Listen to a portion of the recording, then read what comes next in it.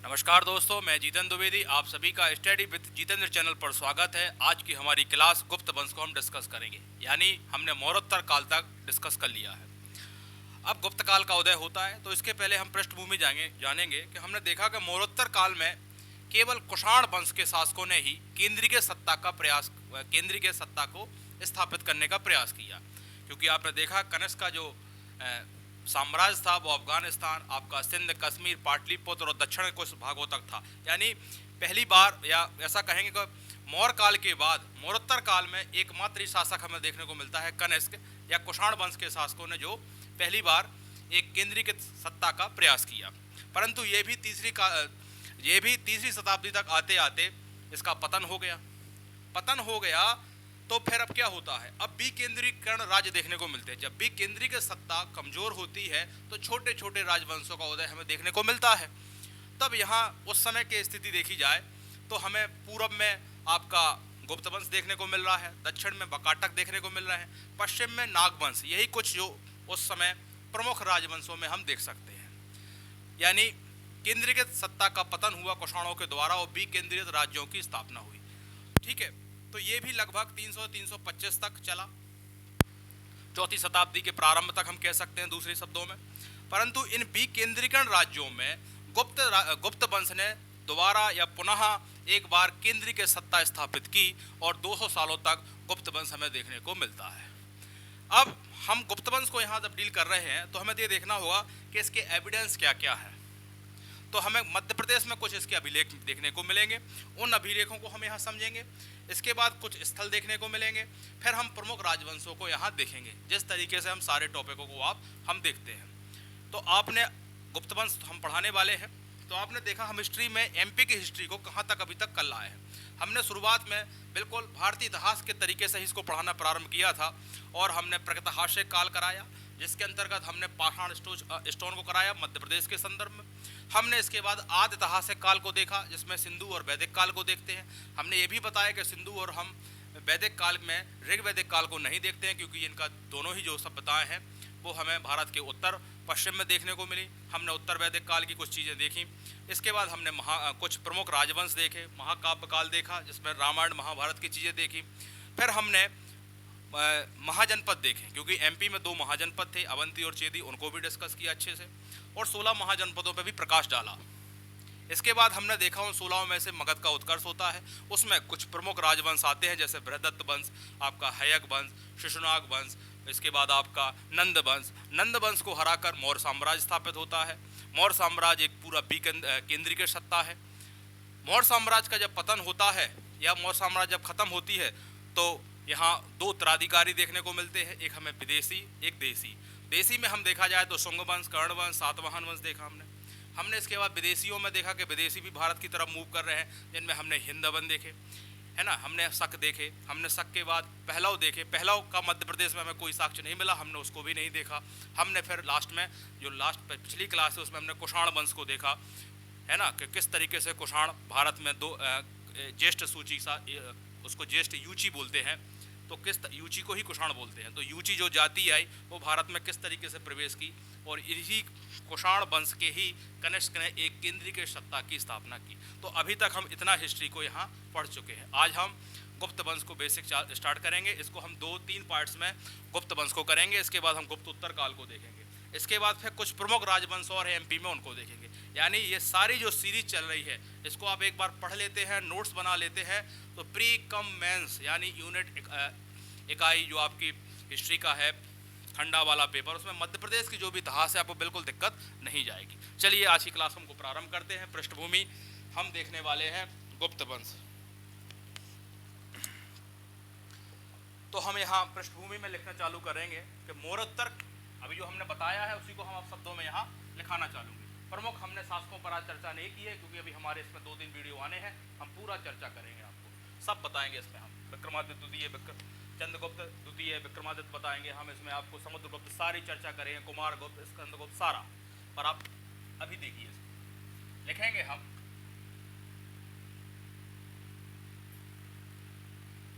मौर्योत्तर काल में, यह इसको ऐसा लिखेंगे हम, मौर्योत्तर काल में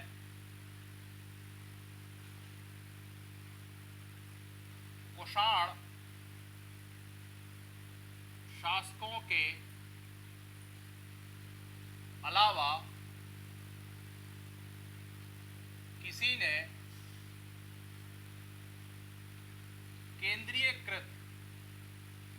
केंद्रीयकृत सत्ता का प्रयास नहीं किया था, किंतु तीसरी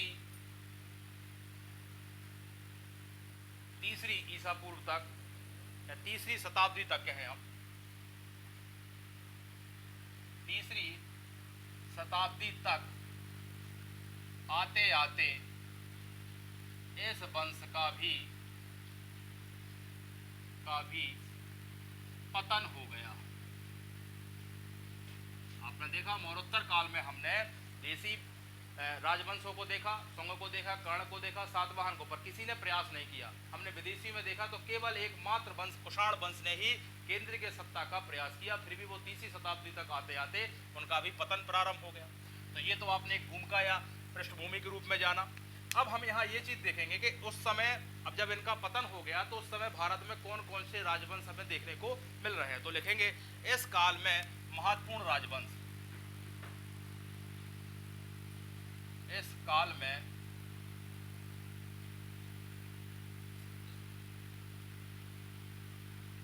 महत्वपूर्ण निम्न राजवंश थे या महत्वपूर्ण राजवंश।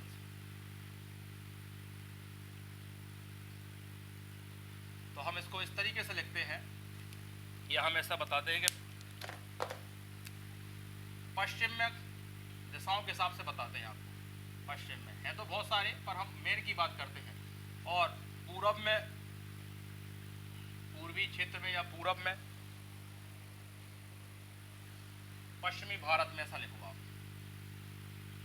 पश्चिमी भारत में, पूर्वी भारत में, तीसरा लिखेंगे हम दक्षिणी भारत में। कौन कौन से थे अब उनको हम यहाँ देखते हैं। तो पश्चिमी में हमें देखने को मिलता है नागवंश,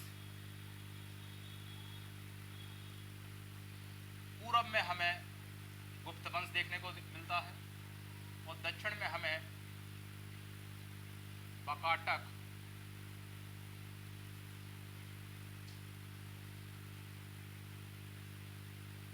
वंश हमें देखने को मिलता है। ठीक है, ये हमें उस समय तीन महत्वपूर्ण शक्तियां देखने को मिल रही हैं। इसको थोड़ा सा और मैप में देखें हम, यहाँ हम छोटा सा रफ करेंगे बस।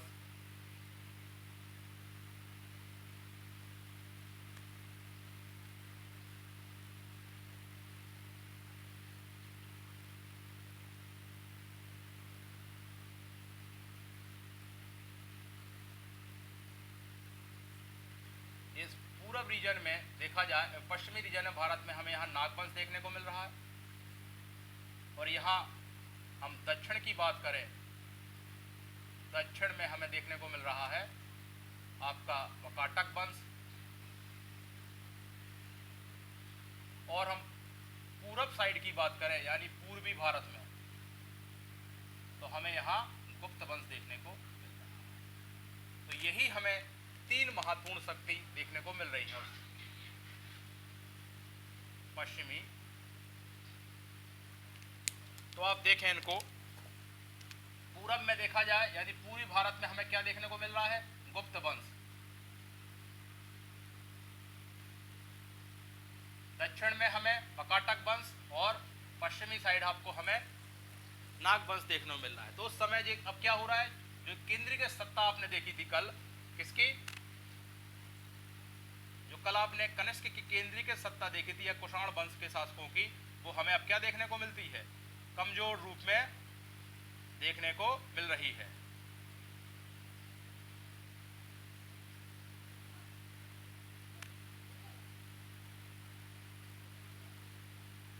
कल आपने देखा ये पाकिस्तान और अफगानिस्तान से लेकर उसकी सीमा लगभग आपको इस तरीके की देखने को मिल रही थी। तो उत्तर भारत में हम कह सकते हैं कुषाण वंशों ने ही एकमात्र प्रयास किया था, किसका, केंद्र के सत्ता को, और उसके बाद जब इसका पतन होता है तो ये छोटे छोटे राजवंशों में या नागवंश में, गुप्त वंश में, दक्षिण साइड बकाटक वंश में क्या हो जाता है, टूट जाता है। ठीक है, इसका स्क्रीनशॉट लें आप। इससे आपको समझ में आ गया है कि किस तरीके से अभी वंशों का, यानी उसमें इन विकेंद्रीय राज्यों में से गुप्त वंशी क्या बनेगा, दोबारा केंद्र की सत्ता की स्थापना करेगा, वो भी 200 सालों तक।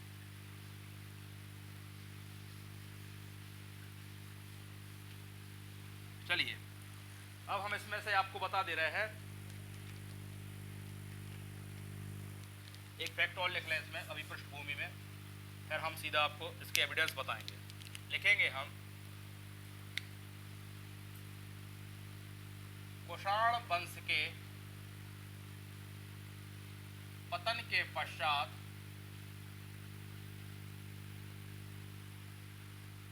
विकेंद्रीकृत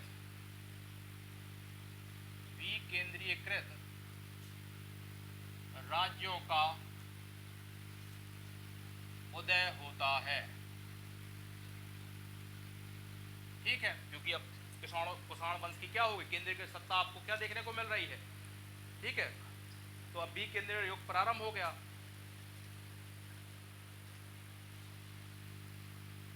और वह चौथी शताब्दी के प्रारंभ तक, यानी 300 से 325, यही बोलते हैं ना, चौथी शताब्दी का प्रारंभ तक बनी रही। ठीक है, अब लिखेंगे इन विकेंद्रीकृत राज्यों में, इन विकेंद्रीकृत राज्यों में से गुप्त वंश ने पुनः केंद्रीकृत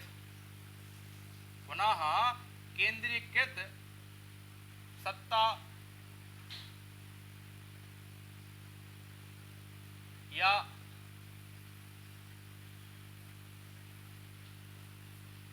की स्थापना की, केंद्र की सत्ता की स्थापना की, और 200 सालों तक बनी रही। इसके बाद फिर गुप्तोत्तर काल देखेंगे हम। तो आपने ये पृष्ठभूमि में जो हमने कुछ आपको यहाँ से नोट्स दिए हैं, इससे आपने मोटा मोटा यह जाना कि कुषाणों के बाद या कुषाण वंश के बाद जो केंद्रीय की सत्ता थी वो टूटी। पश्चिम में नागवंश, पूर्व में गुप्त वंश, दक्षिण में बकाटक वंश। तो इन विकेंद्रीकृत राज्यों में जो सबसे प्रमुख शक्ति के रूप में उभर कर आया वो गुप्त वंश आया। हो गया क्लियर आपको? चलिए अब हम अगला टॉपिक देखेंगे, गुप्त साम्राज्य के स्रोत। और वो आज हम केवल एमपी के बताएंगे आपको, वीडियो हम बड़ा नहीं करेंगे। और इसके बाद हम कल उसके कुछ प्रमुख राजवंश बता के कंप्लीट करेंगे, क्योंकि हिस्ट्री को हम इत्मीनान से पढ़ाएंगे, करंट अफेयर को हम जो जो इंपॉर्टेंट होगा एग्जाम के दृष्टिकोण से उसको कराएंगे। तो आप यहाँ हेडिंग डालें, मौर्य साम्राज्य के स्रोत, मौर्य नहीं, गुप्त साम्राज्य के या गुप्त वंश तो लिखा ही है, यहाँ आप क्या शब्द डाल लो, स्रोत। और स्रोत में भी हम क्या देखने वाले हैं, अभिलेख। और ये सब जो देखने वाले हैं वो कहाँ देखने वाले हैं, मध्य प्रदेश में। ठीक है, यानी हम आज जो गुप्त वंश के अभिलेख हमें जो मिले हैं मध्य प्रदेश में, उनको हम यहाँ एक एक करके डिस्कस करेंगे। एग्जाम के दृष्टिकोण से बहुत इंपॉर्टेंट है। गुप्त वंश की भूमिका आप समझ चुके हैं। अब हम इसके जो मध्य प्रदेश से संबंधित अभिलेख हैं उनको हम यहाँ एक एक कर डिस्कस करेंगे। तो पहला देखा जाए एरण अभिलेख। अब इतने बार हमने एरण बता दिया है कि आप समझ चुके होंगे किस जिले में है, वो हम यहाँ लिखेंगे नहीं। क्या है इसका पूरा, एरण अभिलेख कहाँ है, ये आपका सागर में है। और कब का है, तो आप लिखना चाहो तो लिख सकते हो 510 एडी का है, समझ गए ना। तो ये कब का है, 510 ईस्वी का है। चलिए अब यहाँ हमें मिला क्या है, तो यहाँ हमें मिला है गुप्त वंश के भानुगुप्त, गुप्त वंश के भानुगुप्त के या भानुगुप्त का सेनापति राज सेनापति गोपराज की पत्नी के सती होने के साक्ष्य मिले हैं। बड़ा इंपॉर्टेंट है, कई बार रिपीट हुआ एग्जामों में कि सती प्रथा के साक्ष्य कहाँ मिलते हैं? एरण मिलते हैं। किसके हैं? भानुगुप्त का सेनापति है गोपराज, ठीक है ना। तो गोपराज का पत्नी के हमें साक्ष्य मिले हैं सती होने के। दूसरा लिखे जाए तो इसी एरण अभिलेख से ही हमें पता चलता है कि हूणों का आक्रमण होने लगा था। जब अभी हम हूण पढ़ाएंगे, अभी आपको स्पष्ट होगा, तो आप लिखेंगे हूणों के आक्रमण की जानकारी मिली। कल हमने बताया है कि हूणों के आक्रमण से ही यूची जाति या ऐसे कुषाण जो भारत की तरफ मूव करे हैं, कल हमने पूरा वीडियो बनाया है, आप देखें उसको। हूणों के आक्रमणों की जानकारी मिलती है।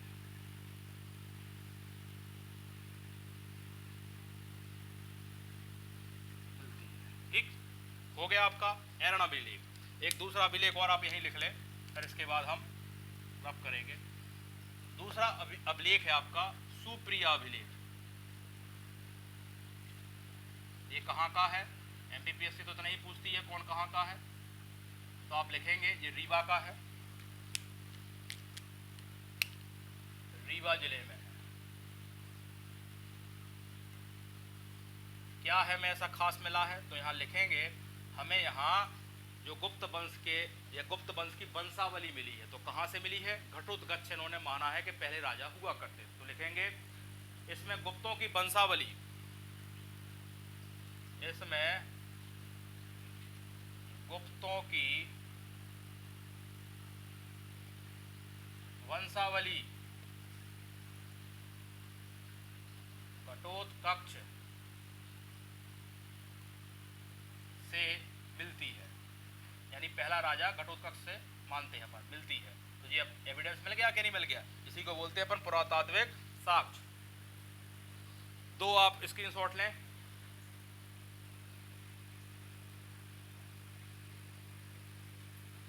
ठीक है, इसके बाद आप डालेंगे तुमैन अभिलेख जो अशोक नगर का है। ये हमें गुप्तों के जो हमें एविडेंस मध्य प्रदेश से मिले हैं उसी को डिस्कस करेंगे हम। तो गुप्त वंश की हमने आपको पृष्ठभूमि बहुत अच्छे से स्पष्ट कर दी है, कैसे गुप्त वंश का उदय हुआ है। तीसरा लिखेंगे आप अभिलेख जो है तुमैन अभिलेख।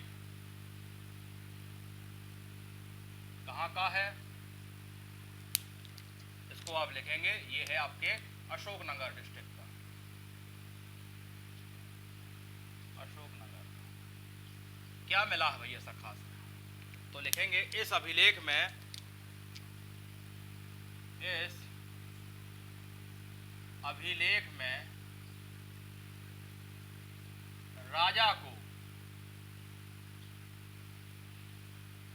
शरदकालीन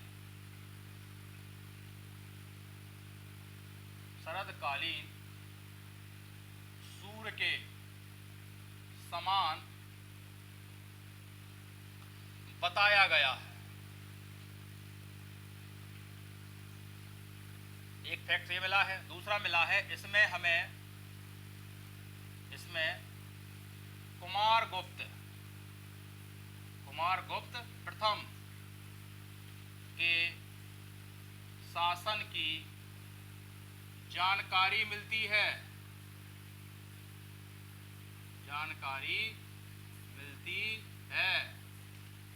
और क्या मिलता है? तो लिखेंगे कुमारगुप्त के मृत्यु के बाद पुत्र स्कंदगुप्त सिंहासन पे या स्कंदगुप्त शासन करता है, पुत्र स्कंदगुप्त शासन करता है। तो ये हमें तीन तथ्य यहाँ से मिलते हैं, यानी हमें कुमारगुप्त प्रथम के बारे के शासन के बारे में जानकारी मिलती है। इसके बाद जब इनकी मृत्यु हो जाती है तो उनका पुत्र गद्दी पर बैठता है, यानी स्कंदगुप्त, इसकी हमें जानकारी यहाँ से मिलती है। अगला अभिलेख लिखे आप सांची अभिलेख। एक एक अभिलेख लिखा रहे हैं, सारे नोट्स बनाइए।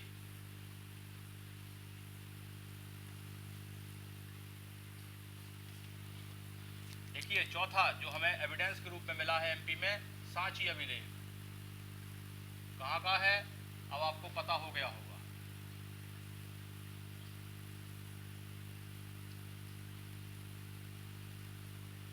सांची अभिलेख ये है आपका रायसेन का। ठीक है, यहां हमें क्या मिला है, तो ये अभिलेख जो है 130 एडी से आपका 450 एडी का मध्य का है। तो पहले तो लिखेंगे आप कब का है ये, तो ये अभिलेख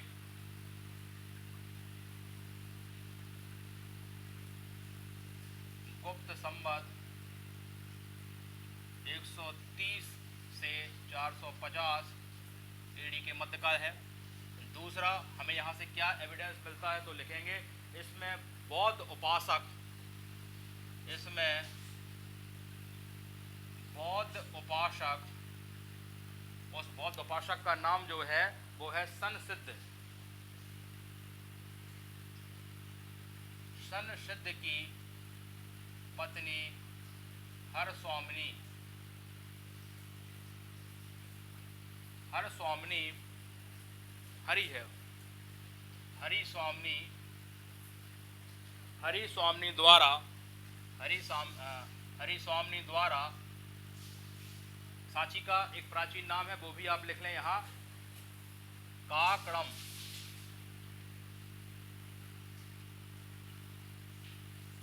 में आर्य संघ को, आर्य संघ को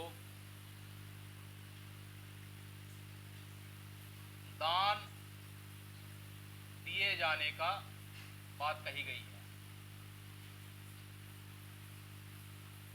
दान दिए जाने की बात कही गई है, आप लिख लें यहाँ। और यहीं जो आपके चंद्रगुप्त द्वितीय को देवराज कहा गया है, और यहीं इसी अभिलेख में चंद्रगुप्त द्वितीय विक्रमादित्य को देवराज कहा गया। एक अंतिम लिखें, बड़ा इंपॉर्टेंट है, मंदसौर अभिलेख, जो पिछले साल पीएससी ने पूछा था कि पहला विज्ञापन, विश्व का पहला विज्ञापन कहाँ है, तो वो मंदसौर था, जिसको हम दसपुर अभिलेख बोलते हैं। पिछले बार पूछा ये आपसे एग्जामों में। तो अगला लिखेंगे मंदसौर अभिलेख, पांचवा है मंदसौर अभिलेख। मंदसौर अभिलेख अभी कहाँ है, मंदसौरी में हैगा। यहाँ हमें क्या क्या मिले हैं उसको हम यहाँ लिखने वाले हैं। तो लिखेंगे रेशम बुनकरों की श्रेणी की जानकारी मिलती है, रेशम बुनकर श्रेणी, रेशम बुनकर संघ श्रेणी की जानकारी मिलती है। और क्या मिला हमें यहाँ से, तो इस अभिलेख में सूर्य मंदिर का बात कही गई है कि सूर्य मंदिर है। इस अभिलेख में सूर्य मंदिर निर्माण का उल्लेख है।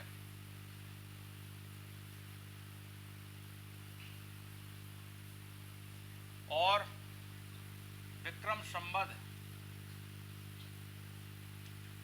भी उत्कीर्ण है। ठीक है, और क्या है, इस अभिलेख को दसपुर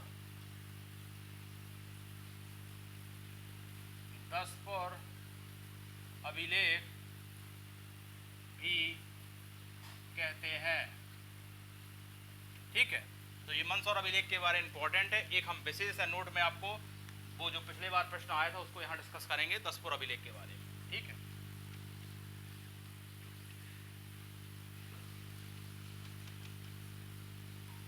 तो हम आपको उसको नोट में लिखा दे रहे हैं।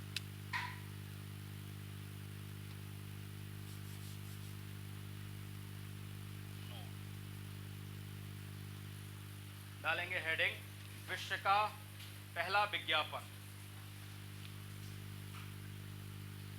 विश्व का पहला विज्ञापन विज्ञापन, ठीक है, कौन है, या इसका जो पहला विज्ञापन हम देखते हैं वो किसको बोलते हैं, मंदसौर के 10 पुर अभिलेख में अंकित है। मंदसौर के 10 पुर अभिलेख में अंकित है। यही पिछले बार आपसे आया था एमपीपीएससी में, अंकित है। और क्या हमें इसके बारे में, तो यहाँ सूर्य मंदिर में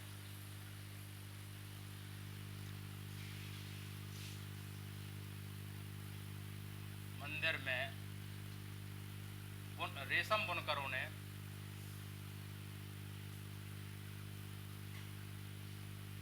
संघ ने शिलालेख पर